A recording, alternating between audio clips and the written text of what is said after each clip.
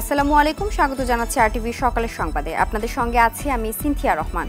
সহসায় চালু হচ্ছে না শাহজালাল আন্তর্জাতিক বিমানবন্দরের তৃতীয় টার্মিনাল। ৪.৫ বছরে ৯৭ ভাগ কাজ শেষ করে এখন চলছে ধীরগতি। পরিচালন ব্যয় নির্ধারণ নিয়ে পাবলিক প্রাইভেট পার্টনারশিপ পিপিপি চুক্তি সই না হওয়ায় তৈরি হয়েছে অনিশ্চয়তা। বেসামরিক বিমান ও পর্যটন মন্ত্রী বলেন, আগামী বছরের শুরুতেই নতুন টার্মিনাল চালু হবে। তবে বিশেষজ্ঞরা মনে করেন যাত্রী চলাচলের জন্য টার্মিনাল প্রস্তুত করতে আরও ১.৫-২ বছর লাগবে। নিহান নন্দীর ক্যামেরায় শরীয়ত খানের রিপোর্ট। আকাশপথের যাত্রীদের চাপ সামলানো আর আন্তর্জাতিক মানের সেবা নিশ্চিতে বিমানবন্দরে গড়ে তোলা হয় ২,৩০,০০০ বর্গমিটার আয়তনের এই ৩তলা টার্মিনাল, যেখানে রয়েছে baggage handling system, arrival lounge, duty free shop, boarding bridge সহ ৫৪টি কাউন্টার, ট্রানজিট যাত্রীদের জন্য আলাদা লাউঞ্জ, ভিআইপিদের জন্য ৩,৬৫০ বর্গমিটার এলাকা, বহির্গমন ও আগমনের ১২৮টি ইমিগ্রেশন কাউন্টার। তৃতীয় টার্মিনাল প্রকল্পের ব্যয় ২১,৩৯৮ কোটি টাকা। গেল বছরের অক্টোবরে স্বপ্নের তৃতীয় টার্মিনালের আংশিক উদ্বোধন করেছিলেন প্রধানমন্ত্রী শেখ হাসিনা। তখন বলা হয়েছিল ১ বছরের মধ্যে সব কাজ শেষ করে পূর্ণরূপে চালু করা হবে টার্মিনালটি। তবে চলতি বছরের অক্টোবরে সব কাজ শেষ হলেও পূর্ণরূপে চালু করা নিয়ে অনিশ্চিত কর্তৃপক্ষ। গত অক্টোবরে টার্মিনালটি উদ্বোধন হলেও যাত্রী চলাচলের জন্য এখনও প্রস্তুত করা যায়নি। জানা যায়, টার্মিনাল পরিকল্পনা ব্যয় নির্ধারণ নিয়ে জাইকা ও বাংলাদেশ সরকারের মধ্যে পিপিপি চুক্তি এখনও হয়নি। তারপরও বেসামরিক বিমান চলাচল কর্তৃপক্ষের আশা অক্টোবরের মধ্যে কাজ শেষ হবে।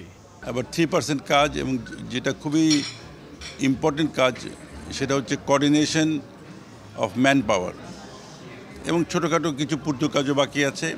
এই কাজগুলি আমরা আশা করছি আগামী কয়েক মাসের মধ্যে হয়ে যাবে। আমাদের আশা যে এই বছরের শেষের দিকে বা আগামী বছরের প্রথম দিকে এটা পুরোপুরি অপারেশনাল হবে। তবে বিশেষজ্ঞদের মতে টার্মিনাল ব্যবহার করতে আরও ১.৫ থেকে ২ বছর সময় লাগবে। এটা ২০২৫ সালে হবে বলে আমার মনে হয় না, সেরকম কর্মতৎপরতা দেখা যাচ্ছে না। তারপরে এইটা করতে গেলে এই সব রিলোকেট করা, এয়ারলাইন্স অফিস থেকে শুরু করে সব কিছু সিস্টেম সিকিউরিটি, অন্য আদার ফ্যাসিলিটিস, এইগুলো ইনস্টলেশন করতে ১-২ বছর সময় লেগে যাবে। হ্যাঁ, সেগুলোরও এখনও কোনো উদ্যোগ আমরা দেখছি না। তৃতীয় টার্মিনালটি এলিভেটেড এক্সপ্রেসওয়ে, ভূগর্ভস্থ রেলপথ, বিমানবন্দর, রেলওয়ে স্টেশন ও হজ ক্যাম্পের সঙ্গে টানেলের মাধ্যমে যুক্ত হবে। শরীয়ত খান, আরটিভি, ঢাকা। এদিকে জাতীয় রাজস্ব বোর্ড এনবিআর এর পূর্ব সিদ্ধান্ত অনুযায়ী ১ জুলাই থেকে মেট্রো রেলে চলাচলের উপর ১৫% হারে মূল্য সংযোজন কর বা ভ্যাট আরোপের কথা। তবে সরকারি এই সংস্থাটির সিদ্ধান্ত অনুসারে ভ্যাটের সমপরিমাণ অর্থ আদায় শুরু করেনি Dhaka mass transit company limited.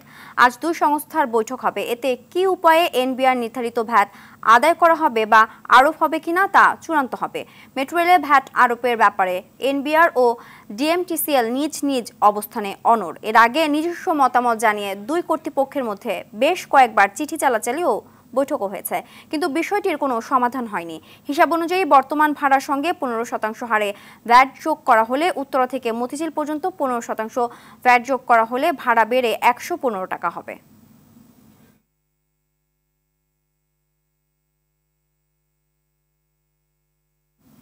দর্শক, মেট্রো রেলের ভাড়ায় ভ্যাট বসানোর বিষয়ে আজ চূড়ান্ত সিদ্ধান্ত হতে পারে। এ নিয়ে যাত্রীদের প্রতিক্রিয়া জানাতে সরাসরি যোগ দিচ্ছেন সহকর্মী ইকবাল অনেক। মেট্রো রেলের ভাড়ায় ভ্যাট বসানোর সিদ্ধান্ত নিয়ে যাত্রীরা কি বলছেন জানাবেন।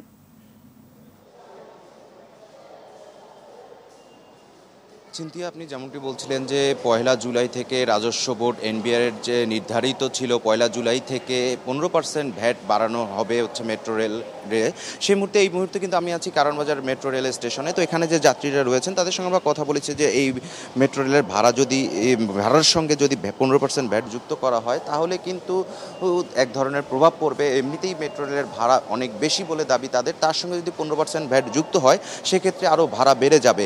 তো এই বিষয়ে এখানে এখানে মেট্রো রেল কর্তৃপক্ষ যারা রয়েছেন তারা বলছেন যে এখন পর্যন্ত এনবিআরের সিদ্ধান্ত অনুযায়ী যে 15% ভ্যাট যুক্ত করার কথা রয়েছে সেটি কিন্তু তারা এখন পর্যন্ত নিচ্ছেন না, যেহেতু আজকে রাজস্ব বোর্ড এবং ঢাকা ম্যাস ট্রানজিট কোম্পানি লিমিটেডের সঙ্গে একটি বৈঠক হওয়ার কথা রয়েছে। বৈঠকের মধ্যে কিন্তু সিদ্ধান্ত হবে যে এই 15% ভ্যাট নেওয়া হবে কি না, এবং যদি এবং মেট্রো রেল কর্তৃপক্ষ মনে করছেন যে এই বৈঠকের মধ্য দিয়ে এই ভাড়া তারা একটা ভালো সুফল বয়ে আনবে, যাতে এই ভাড়াটা ভ্যাটটি বাড়ানো না হয়। এক্ষেত্রে যদি এই ভ্যাট সংযুক্ত করা হয় তাহলে কিন্তু উত্তরা থেকে মতিঝিল পর্যন্ত ভাড়া 100 টাকা, সেক্ষেত্রে ভাড়া বেড়ে 115 টাকা হবে। অন্যথায় যদি এই ভাড়া না বাড়ানো হয় সেক্ষেত্রে কিন্তু 100 টাকা থেকে কর্তন করারও একটা সুযোগ রয়েছে এই ভ্যাট কর্তৃপক্ষের। তো এখন সার্বিক দিক বিবেচনা করে যে এখন যে মেট্রো রেল কর্তৃপক্ষ রয়েছে তারা কিন্তু এই বিষয়টি আলোচনার মধ্যে রয়েছে। তারাও আশা করছে যে একটা ফলপ্রসূ সমাধানে আসবে, যাতে এই ভাড়াটি ভ্যাট যুক্ত না করা হয়। তো এই ছিল অবস্থা আমার কাছে সর্বশেষ মেট্রো রেল থেকে। ধন্যবাদ। শেষ হলো দীর্ঘ সময় ধরে চলা স্বপ্নের পদ্মা বহুমুখী সেতু প্রকল্পের কাজ। আগামীকাল শুক্রবার এর আনুষ্ঠানিক সমাপ্তি ঘোষণা করবেন প্রধানমন্ত্রী শেখ হাসিনা। 2022 সালের 25 জুন সড়ক পথের পর 2023 সালের 10 অক্টোবর চালু হয় প্রকল্পের রেলপথ। বাকি ছিল নদী শাসন সহ কারিগরি কিছু কাজ। 30 জুন সব ধরনের কাজ শেষ হয়েছে। এ উপলক্ষে প্রধানমন্ত্রী আগামীকাল মাওয়ায় সমাপনী সুধী সমাবেশে যোগ দেবেন। সমাবেশ শেষে শেখ হাসিনা দুদিনের সফরে গোপালগঞ্জে যাবেন। জাজিরা থেকে সড়ক পথে গোপালগঞ্জের টুঙ্গিপাড়া রওনা দেবেন। তার আগমনকে কেন্দ্র করে বঙ্গবন্ধুর সমাধিসৌধ কমপ্লেক্সে সব ব্যবস্থা নিয়েছে কর্তৃপক্ষ। 5 জুলাই রাতে তিনি বঙ্গবন্ধু ভবনে রাত্রি যাপন করবেন। 6 জুলাই বঙ্গবন্ধুর স্মৃতি বিজড়িত স্কুল টুঙ্গিপাড়া জিটি সরকারি প্রাথমিক বিদ্যালয়ে বঙ্গবন্ধু কর্নারের উদ্বোধন করবেন। উদ্বোধন শেষে শিক্ষার্থীদের মধ্যে শিক্ষা উপকরণ বিতরণ করবেন তিনি। দেশের পাবলিক বিশ্ববিদ্যালয়গুলো টানা 3 দিন ধরে অচল। সর্বজনীন পেনশনের প্রত্যয় স্কিম বাতিলের দাবিতে শিক্ষক, কর্মকর্তা ও কর্মচারীরা একযোগে সর্বাত্মক কর্মবিরতি পালন করছেন। এতে ক্লাস পরীক্ষা হচ্ছে না, সেবা মিলছে না বিশ্ববিদ্যালয়ের মেডিকেল সেন্টার ও কেন্দ্রীয় লাইব্রেরিগুলোতে। আওয়ামী লীগের সাধারণ সম্পাদক ও সেতুমন্ত্রী ওবায়দুল কাদেরের সঙ্গে আজ শিক্ষকদের বৈঠক হওয়ার কথা আছে। বৈঠকে শিক্ষামন্ত্রী মহিবুল হাসান চৌধুরীও উপস্থিত থাকার কথা। শিক্ষকরা জানিয়েছেন আজ তাদের কর্মসূচি চলবে। দাবি মানা না হলে পরবর্তী সময়েও কর্মসূচি চালিয়ে যাবেন তারা। তবে বিষয়টি নির্ভর করছে সেতুমন্ত্রীর সঙ্গে আলোচনার ফলাফলের উপর। দর্শক, ঢাকা বিশ্ববিদ্যালয় ক্যাম্পাসে রয়েছেন সহকর্মী বিপুল দেবরায়, সরাসরি যোগ দিচ্ছেন তিনি। বিপুল, কখন নাগাদ বৈঠক হতে পারে শিক্ষকদের সঙ্গে? সেতুমন্ত্রী কিছু জানতে পেরেছেন কিনা? সিনথিয়া, জানেন আপনি 1 জুলাই থেকে কিন্তু এই শিক্ষকদের আন্দোলনটা শুরু হয়েছে, অর্থাৎ সর্বজনীন যে পেনশন স্কিম প্রত্যয় চালু করা হয়েছিল। স্বায়ত্তশাসিত প্রতিষ্ঠান যেগুলো আছে সেগুলো যারা শিক্ষকরা আছে, বিশেষ করে আপনার 55টি পাবলিক বিশ্ববিদ্যালয় আছে, সেই পাবলিক বিশ্ববিদ্যালয়ের শিক্ষকদের যে এই পেনশনের আওতায় আনা হয়েছিল, সেখান থেকে আসলে এই পাবলিক বিশ্ববিদ্যালয়ের এই প্রত্যয় স্কিমটাকে বাতিল করার মধ্যে দিয়ে আন্দোলন শুরু করেছিল তারা গত 4 দিন আগে থেকে। আজকে 4th দিনের মতো চলছে। তবে আজকে এই 4th দিনের কর্মসূচিতে এখনও পর্যন্ত শিক্ষকরা তাদের কর্মসূচি শুরু করে নেই। বেলা 12টার দিকে থেকে তাদের এই আন্দোলনটা শুরু করবে এমনটাই জানিয়েছেন আমাদেরকে।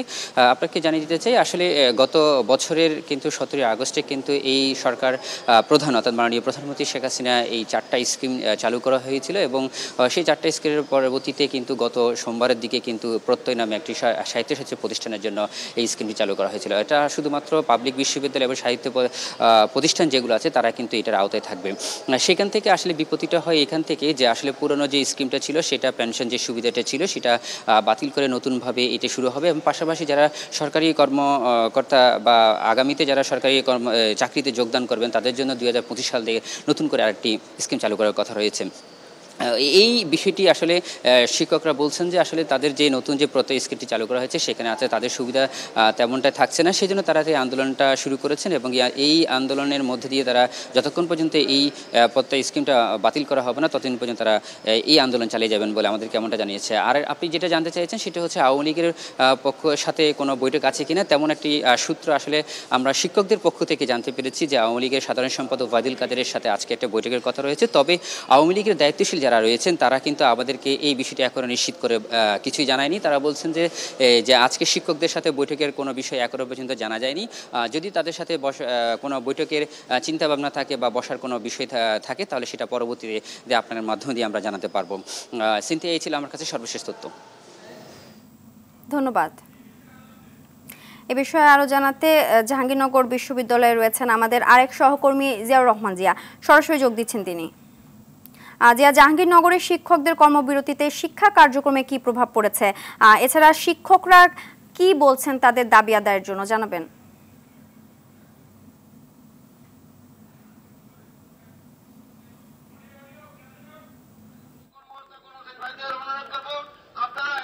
সিনথিয়া, আমি এই মুহূর্তে আছি জাহাঙ্গীরনগর বিশ্ববিদ্যালয়ে। এখানে আমরা যেটি দেখছি যে রেজিস্ট্রার ভবনের সামনে কর্মচারী এবং কর্মকর্তাদের যে ঐক্য পরিষদ, সেই ঐক্য পরিষদ তাদের কর্মবিরতি এবং তাদের সভা করছেন। তারা যেটি বলছেন যে এই যে প্রত্যয় পেনশন স্কিম সেটি তারা মানেন না এবং তাদের দাবি আদায় তারা চান যে এটিকে প্রত্যাহার করে তারা আন্দোলন করে তাদের দাবি আদায়ের জন্য তারা কর্মবিরতি, আজকে চতুর্থ দিন তারা কর্মবিরতি করছেন। এছাড়া আমরা যেটি দেখেছি যে জাহাঙ্গীরনগর বিশ্ববিদ্যালয়ের শিক্ষক যারা আছেন তারা পূর্ণ দিবস কর্মবিরতি করছেন এবং তারা 12টা থেকে 1টা পর্যন্ত তারা তাদের অবস্থান কর্মসূচি করেন। তো আমরা এই মুহূর্তে আছি জাহাঙ্গীরনগর বিশ্ববিদ্যালয়ের যে কর্মকর্তা কর্মচারী যে ঐক্য পরিষদের যে সভা সেখানে আছে। আপনারা দেখতে পাচ্ছেন যে এখানে তারা তাদের সভাটি করছেন এবং সেখানে তাদের কর্মচারী যারা আছেন এবং কর্মকর্তা যারা আছেন তারা এখানে অবস্থান নিয়েছেন এবং তারা তাদের আন্দোলনের ব্যাপারে তারা কথা বলছেন। তো আমরা এখন কথা বলবো এখানে কর্মকর্তাদের যে সংগঠন, তাদের সংগঠন সাধারণ সম্পাদকের সাথে। আপনাদের যে দাবি এবং আপনাদের যে কর্মসূচি সেটি সম্পর্কে আপনারা জানেন, অর্থ মন্ত্রণালয় কর্তৃক যে বৈষম্যহীন পেনশন দাবির বিপক্ষে আমরা আমাদের এরপরে জানার 4 দিন যাবত আমরা পূর্ণ কর্মবিরতি ও প্রতিবাদ সভা করছি এবং বাংলাদেশ আন্তঃবিদেশের ফেডারেশনের সাথে সমন্বয় রেখে আমাদের আন্দোলন চলছে এবং মাননীয় প্রধানমন্ত্রী এবং সংশ্লিষ্ট শিক্ষা মন্ত্রণালয়, অর্থ মন্ত্রণালয় কর্তৃক আমাদেরকে আবেদন, আমাদের যে পর্যন্ত আমরা দাবি না মানব সে পর্যন্ত আমাদের আন্দোলন চালিয়ে যাব। আমাদের কাজ শিক্ষার পরিবেশ সুন্দরভাবে অব্যাহত রাখা, আমাদের কাজ আন্দোলন করা না। তাই সরকার প্রধানের কাছে আমাদের আবেদন, অতি বিলম্বে আমাদের দাবি মেনে নিয়ে আমরা যেন আমাদের কর্মস্থলে ফিরে যেতে পারি, সেই জন্য আমরা আহ্বান জানাচ্ছি। ধন্যবাদ। সিনথিয়া, আপনি শুনছিলেন যে কর্মচারী কর্মকর্তারা যেটি বলছিলেন। তো সিনথিয়া, আপনাকে আরেকটি জিনিস বলে রাখি, মূলত এই আন্দোলনের ফলে জাহাঙ্গীরনগর বিশ্ববিদ্যালয়ের শিক্ষার পরিবেশ সম্পূর্ণ স্থবির হয়ে পড়েছে এবং শিক্ষক এবং কর্মচারী কর্মকর্তা তাদের আন্দোলন চালিয়ে যাচ্ছেন। সিনথিয়া, ধন্যবাদ। এদিকে সরকারি চাকরিতে প্রথম ও দ্বিতীয় শ্রেণীতে মুক্তিযোদ্ধা কোটা বাতিল করে জারি করা পরিপত্র অবৈধ ঘোষণা করে হাইকোর্টের রায় স্থগিত চেয়ে আবেদনের শুনানি আজ। এর আগে গত 1 জুলাই কোটা বাতিলের দাবিতে পদযাত্রা শুরু করেন ঢাকা বিশ্ববিদ্যালয়ের শিক্ষার্থীরা। অন্যান্য বিশ্ববিদ্যালয়ের শিক্ষার্থীরাও এতে সহমত পোষণ করে আন্দোলন করে। এ সময় 2018 সালে ঘোষিত সরকারি চাকরিতে কোটা পদ্ধতি বাতিল ও মেধাভিত্তিক নিয়োগের পরিপত্র বহাল রাখা, পরিপত্র বহাল সাপেক্ষে কমিশন গঠন, দ্রুত সময়ের মধ্যে সমস্ত গ্রেডে বঞ্চিত ও প্রতিবন্ধী ব্যতীত যৌক্তিক ও বৈষম্যমূলক কোটা বাদ দেওয়া সুবিধা, সরকারি চাকরির নিয়োগ পরীক্ষায় কোটা সুবিধা একাধিকবার ব্যবহার করা যাবে না এবং কোটায় যোগ্য প্রার্থী না পাওয়া গেলে শূন্য পদগুলোতে মেধা অনুযায়ী নিয়োগ দেয়া, দুর্নীতিমুক্ত, নিরপেক্ষ ও মেধাভিত্তিক আমলাতন্ত্র নিশ্চিত করতে কার্যকর ব্যবস্থা গ্রহণ করতে 4 দফা দাবি পেশ করেন শিক্ষার্থীরা।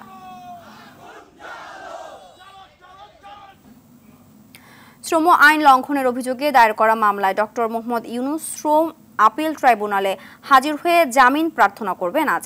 শ্রম আপিল ট্রাইব্যুনালে হাজির হয়ে জামিন চাওয়ার বিষয়টি নিশ্চিত করেছেন ডক্টর ইউনুসের আইনজীবী ব্যারিস্টার আব্দুল্লাহ আল মামুন। গত 16 এপ্রিল শ্রম আইন লঙ্ঘনের অভিযোগে দায়ের করা মামলায় ইউনুসকে 23 মে পর্যন্ত জামিন দিয়েছিলেন শ্রম আপিল ট্রাইব্যুনাল। এরপর 23 মে তার জামিন 4 জুলাই পর্যন্ত বাড়ানো হয়। এর আগে শ্রম আপিল ট্রাইব্যুনালে জামিন চেয়েছিলেন ডক্টর ইউনুস। সেই সঙ্গে শ্রম আইন লঙ্ঘন মামলার রায়ে 6 মাসের সাজার বিরুদ্ধে 25টি যুক্তি দেখিয়ে খালাস চেয়ে আপিলও করেছিলেন।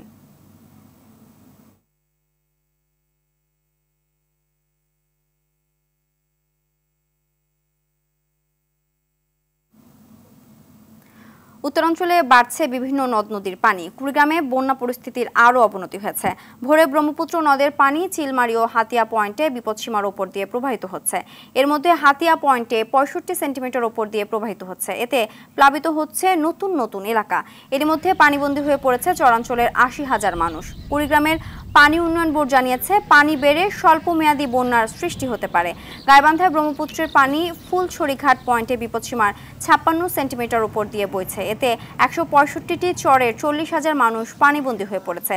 সিরাজগঞ্জে বিপদসীমা স্পর্শ করেছে যমুনা নদীর পানি, ফলে নদী তীরবর্তী নিম্নাঞ্চল ও চরাঞ্চল প্লাবিত হতে শুরু করেছে। এদিকে সিলেট ও সুনামগঞ্জে বন্যা পরিস্থিতি অপরিবর্তিত রয়েছে। বৃষ্টি কম হওয়ায় সুরমা নদীর পানি কমে বিপদসীমার 7 সেন্টিমিটার নিচ দিয়ে বইছে। গরু বাছুর নিয়ে একটা টিলে আছে, দক্ষিণে একটা টিলে বলে রসুলপুরের টিলে, ওখানে যায় সবাই আর কি, গরু বাছুর সব কিছু মালামাল কিছু নিয়ে ওখানে যায় আর যে কদিন পানি আছে কদিন আমাদের থাকতে হবে। পানি জোরে এলে তখন এগুলো আমাদের সবগুলো ভাসি যাবে, তখন আমাদের কোনো আটকানোর মধ্যে ক্ষমতা নেই। আর আমি সকালবেলা আন্দার শুকনা আসছিল, এখন গরু বাছুর নিয়ে টিলেট গেছি। হাঁস মুরগি চড়াই এগুলা তো মনে করেন যাইতেছে চলে, পালার মতো ব্যবস্থা নাই। পিছিরি কষ্ট, লবণ নাই, মরিচ নাই, কোনো আঞ্জা তরকারি নাই, আগুনের সমস্যা হয়। দর্শক, বন্যা পরিস্থিতির খবর জানাতে সুনামগঞ্জ থেকে সরাসরি যোগ দিচ্ছেন সহকর্মী বিন্দু তালুকদার। বিন্দু, সুনামগঞ্জের বন্যা পরিস্থিতির উন্নতি হচ্ছে কিনা, এছাড়া পানিবন্দী পরিবারের সহায়তায় কি উদ্যোগ দেখছেন জানাবেন।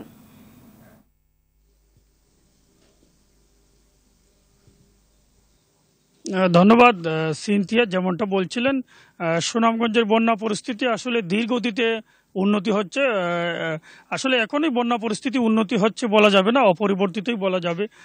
কারণ আজ সকালে সুরমা নদীর পানি বিপদসীমার মাত্র 60 সেন্টিমিটার নিচ দিয়ে প্রবাহিত হচ্ছে।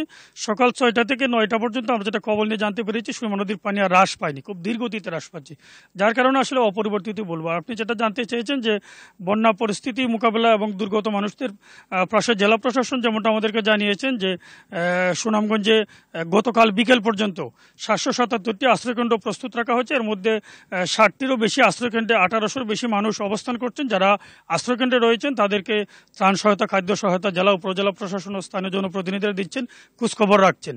তবে আমরা বিভিন্ন খবর নিয়ে জানতে পেরেছি যেটা যে আসলে সব আশ্রয়কেন্দ্রে এখনও আসলে ত্রাণ সহায়তা পৌঁছেনি বা খাদ্য সহায়তা পৌঁছেনি। তবে জেলা প্রশাসন দাবি করছেন যেখানেই খবর পাচ্ছেন সেখানেই ত্রাণ সহায়তা, খাদ্য সহায়তা, শুকনো খাবার, সুপেয় পানি পাঠাচ্ছেন। আর একটি বিষয় জানাতে চাই যে এই বন্যা পরিস্থিতি দীর্ঘগতিতে উন্নতি হওয়ায় বা অপরিবর্তিত থাকায় সুনামগঞ্জের প্রায় 400টি সরকারি বেসরকারি প্রাথমিক এবং মাধ্যমিক স্কুলে পাঠদান ব্যাহত হচ্ছে। আমরা জেলা প্রাথমিক শিক্ষা কর্মকর্তার সাথে কথা বলেছিলাম, তিনি যেমনটা জানিয়েছেন যে বন্যায় প্লাবিত হয়েছে বেশ কিছু স্কুলে এখনও আশ্রয়কেন্দ্র চালু রয়েছে, যার কারণে হয়তো আগামী সপ্তাহে পানি কমলে বা আশ্রয়কেন্দ্রে যারা রয়েছেন তারা বাড়ি ফিরলে স্কুলগুলো চালু করা যাবে। একই কথা জানিয়েছেন জেলা মাধ্যমিক শিক্ষা কর্মকর্তা। আমরা জেলা প্রশাসনের সাথে কথা বলে যেটা সর্বশেষ জানতে পারলাম, তিনি যেমনটা জানিয়েছেন আমাদেরকে যে বন্যা পরিস্থিতি উন্নতি হচ্ছে, তবে খোঁজখবর রাখছেন এবং যারা বন্যা কবলিত হয়ে আশ্রয়কেন্দ্রে আসছেন তাদেরকে নিয়মিত খোঁজখবর রাখা হচ্ছে, সুপেয় পানি দেওয়া হচ্ছে, ত্রাণ সহায়তা এবং খাদ্য সামগ্রী দেওয়া হচ্ছে। জেলা পানি উন্নয়ন বোর্ডের নির্বাহী প্রকৌশলী আজ সকালে জানিয়েছেন যে সুরমা নদীর পানি বিপদসীমার নিচ দিয়ে প্রবাহিত হলো, আরও যেহেতু 2-1 দিন বৃষ্টিপাত হওয়ার সম্ভাবনা রয়েছে, তা যদি ভারী বৃষ্টিপাত হয় তাহলে সুরমা নদীর পানি আবারও বিপদসীমা অতিক্রম করতে পারে। তবে যদি ভারী বৃষ্টিপাত না হয় তাহলে সেক্ষেত্রে সুনামগঞ্জের বন্যা পরিস্থিতির উন্নতি হতে পারে। সিনথিয়া, ধন্যবাদ। নির্মাণ কাজ শেষ হতে না হতে 7 কোটি টাকার সড়কে দেখা দিয়েছে ফাটল। উঠে যাচ্ছে সড়কের পিচ, ভেঙে পড়েছে সড়কের দুপার। বর্ষা মৌসুমের আগে এই সড়কের এমন বেহাল দশা পাথরঘাটার 4 কিলোমিটার রাস্তার। এই অবস্থার জন্য ঠিকাদারি প্রতিষ্ঠানকে দায়ী করছে স্থানীয়রা। বলছেন নির্মাণ কাজে নিম্নমানের উপকরণ ব্যবহারের ফল এটি। পাথরঘাটা থেকে তাহিদুল ইসলাম শুভর তথ্য ছবিতে ইমরুল কায়েসার রিপোর্ট। কাজে ছিল ধীরগতি, তার উপর অনিয়ম। কাজ শেষ করে হস্তান্তরের আগেই ভাঙতে শুরু করেছে সড়ক। এ চিত্র পাথরঘাটার 4 কিলোমিটার সড়কের।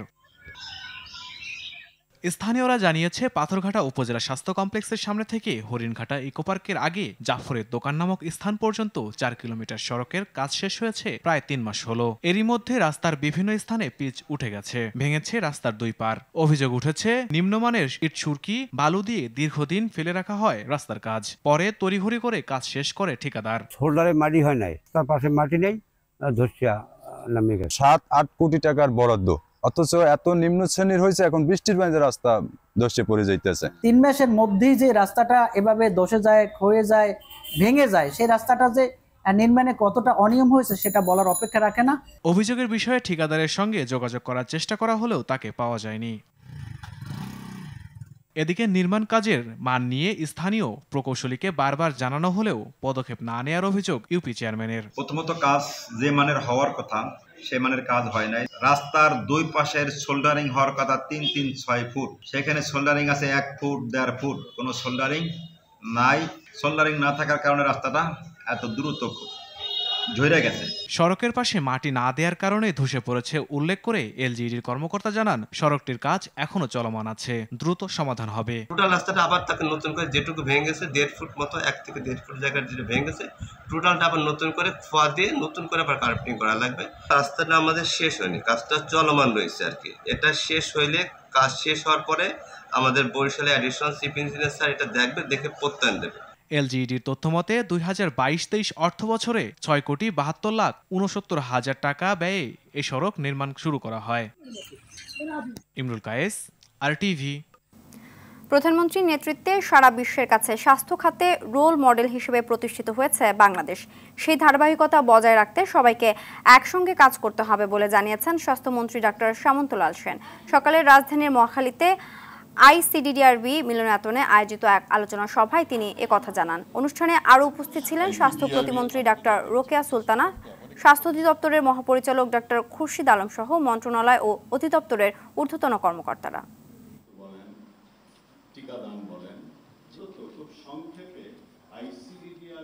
সামিটে আমি অংশগ্রহণ করছি, প্রত্যেকটা দেশের মন্ত্রী প্রথমেই কিন্তু উচ্চারণ করে আমাদের মাননীয় প্রধানমন্ত্রীর নাম, Sheikh Hasina initiative is the best in the Bangladesh. ওইটাকে আমরা যদি ধরে রাখতে হয় তাহলে আমাদেরকে কাজ করতে হবে, আমাদের গ্রামে গঞ্জে গিয়ে মানুষের প্রান্তিক জনগোষ্ঠীকে চিকিৎসা দিতে হবে। স্বাস্থ্য মন্ত্রণালয়, আইসিডিআরবি একসাথে কাজ করে আমরা চেষ্টা করি যে দেশটির স্বাস্থ্য ব্যবস্থাকে যেন সুন্দর এক পর্যায়ে নিয়ে যেতে পারি। আন্তর্জাতিক সংবাদ। লেবার পার্টি নাকি কনজারভেটিভ পার্টি? আগামী 5 বছরের জন্য ওয়েস্টমিনিস্টারের নিয়ন্ত্রণ যাবে কার হাতে? স্থানীয় সময় আজ সকাল 7টা থেকে রাত 10টা পর্যন্ত পার্লামেন্টের নিম্নকক্ষ হাউস অফ কমন্স এর 650 আসনে তার রায় দেবে ব্রিটেনবাসী। জনমত সমীক্ষার আভাস ভরাডুবি হতে চলেছে প্রধানমন্ত্রী ঋষি সুনাকের নেতৃত্বাধীন কনজারভেটিভ পার্টির। প্রধানমন্ত্রীত্বের দৌড়ে অনেকটাই এগিয়ে রয়েছেন প্রতিদ্বন্দ্বী লেবার পার্টির নেতা কিয়ার স্টারমার।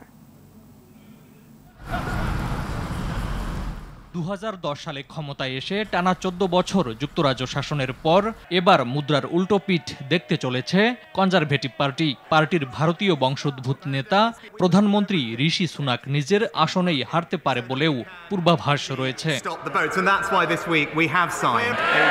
5 বছর আগে কনজারভেটিভ পার্টির ব্রেক্সিটের পক্ষে প্রচারে বিপুল সাড়া মিললেও নানা কারণে দলটির প্রতি ক্ষোভ বেড়েছে জনগণের। ব্রেক্সিট পরবর্তী সময় থেকে ভঙ্গুর অর্থনীতি, জীবনযাত্রার ব্যয় বৃদ্ধি, অভিবাসন সমস্যা সহ সম্প্রতি অপরাধের মাত্রা বেড়ে যাওয়ায় ব্রিটেনের জনগণ বিরক্ত বলে জনমত সমীক্ষাগুলোর ইঙ্গিত। ক্ষমতাসীন দলের প্রতি জনরোষের ফসল এবার ঘরে তুলবে লেবার পার্টি। জনমত সমীক্ষা বলছে প্রধানমন্ত্রীত্বের দৌড়ে অনেকটাই এগিয়ে রয়েছেন প্রতিদ্বন্দ্বী লেবার পার্টির নেতা স্যার কেয়ার স্টারমার। জনমত সমীক্ষা বলছে লেবার পার্টি 40% ভোট পেতে চলেছে, টরিরা পাবে প্রায় 20% ভোট। তবে স্টারমারের একটি বক্তব্যের জেরে বাংলাদেশি সহ এশীয় বংশোদ্ভূত জনগোষ্ঠীতে দেখা দিয়েছে অসন্তোষ। অভিবাসন বিরোধী হিসেবে পরিচিত এই নেতার বিরুদ্ধে অভিযোগ, গেল সপ্তাহে ব্রিটেনে বসবাসকারী বাংলাদেশিদের সম্পর্কে অবমাননাকর মন্তব্য করেছেন তিনি। লেবার পার্টি থেকে দূরে থাকার আহ্বান জানিয়েছে বাংলাদেশি নেতারা। কনজারভেটিভ পার্টির মুখ থুবড়ে পড়ার আশঙ্কা থাকলেও দলটির হয়েই লড়ছেন বাংলাদেশি বংশোদ্ভূত 34 জন প্রার্থীর অধিকাংশই। ফারুক হোসেন, আরটিভি। দর্শক দেখছিলেন ফারুক হাসানের রিপোর্টটি। এদিকে আসন্ন মার্কিন প্রেসিডেন্ট নির্বাচনে প্রতিদ্বন্দ্বিতা থেকে সরে যাচ্ছেন না বলে জানিয়েছেন মার্কিন প্রেসিডেন্ট জো বাইডেন। রয়টার্সের প্রতিবেদনে বলা হয়, প্রেসিডেন্ট প্রার্থিতা নিয়ে উদ্বেগে থাকা ব্যক্তিদের বাইডেন ওই ফোন কলে যুক্ত করেছিলেন বলে সংশ্লিষ্ট দুটি সূত্র জানিয়েছে। ফোন কলে বাইডেন জানান তিনি নির্বাচনে লড়বেন। ট্রাম্পের বিরুদ্ধে নির্বাচনী দৌড় থেকে কেউ তাকে বাইরে ঠেলে দিচ্ছে না। তিনি প্রতিদ্বন্দ্বিতা থেকেও কোথাও সরে যাচ্ছে না। সম্প্রতি টেলিভিশন বিতর্কে ডোনাল্ড ট্রাম্পের কাছে হেরে যাওয়ার কারণে শুরু হয় এই গুঞ্জন। খেলার খবর ফুটবল। কোপা আমেরিকায় গ্রুপ পর্বের লড়াই শেষে শুক্রবার থেকে মাঠে গড়াবে কোয়ার্টার ফাইনাল। প্রথম দিনই ইকুয়েডরের বিপক্ষে মাঠে নামবে বর্তমান চ্যাম্পিয়ন আর্জেন্টিনা। আসরে এখনো পর্যন্ত অপরাজিত থেকে সেমির লড়াইয়ে নামবে আলবিসেলেস্তারা। তবে দলটির যত দুশ্চিন্তা মেসিকে দলে পাওয়া নিয়েই। চোটের জন্য গ্রুপ পর্বের শেষ ম্যাচে দলে ছিলেন না বিশ্বের অন্যতম এই সেরা ফুটবলার।